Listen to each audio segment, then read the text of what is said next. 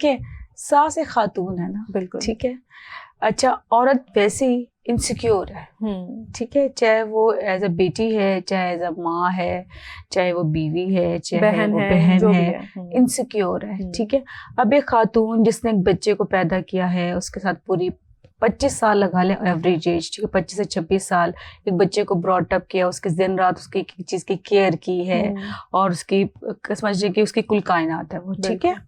مائیں بیٹوں سے زیادہ اٹیچ ہوتی ہیں, ٹھیک ہے.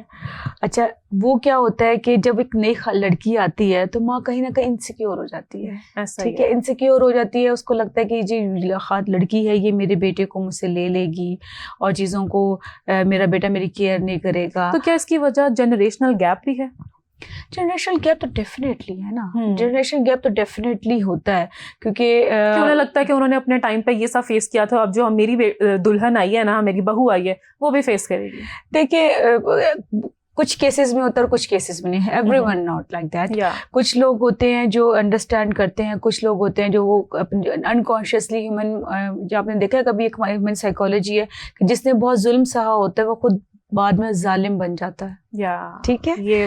تو یہ جو سائیکالوجی ہے یہ ظاہر ساسوں پر بھی اپلائی ہوتی ہے. سب جب ان کے ساسوں نے اتنا ان کے ساتھ برا سلوک کیا ہوتا ہے تو وہ اپنی بہوؤں کے ساتھ بھی انکانشیسلی, کانشیسلی نہیں کرتی, انکانشیسلی وہ اسی طرح چیزیں کر رہی ہوتی ہے, کمپیریزنس کر رہی ہوتی, چیزیں کر رہی ہوتی ہیں.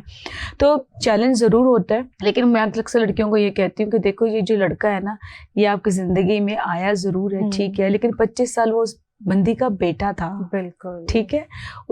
یہ جو آپ جو اس کی آمدنی ہے, جو اس کے ریسورسز ہیں, ان کا پہلا حق ٹھیک ہے آپ کا بھی ہے, لیکن اس کی ماں کا ہے, ٹھیک ہے. اس کو دوستی کر لینی چاہیے. دیکھیے مجھے لگتا ہے کہ آپ نے ہیلدی ریلیشن شپ بلڈ کرنا نا, تو پھر کاؤنسلنگ کی بہت ضرورت ہے. کاؤنسلنگ کی ضرورت ہے. آپ اپنی ساس سے دوستی کریں, ساس سے بھی دوستی کریں.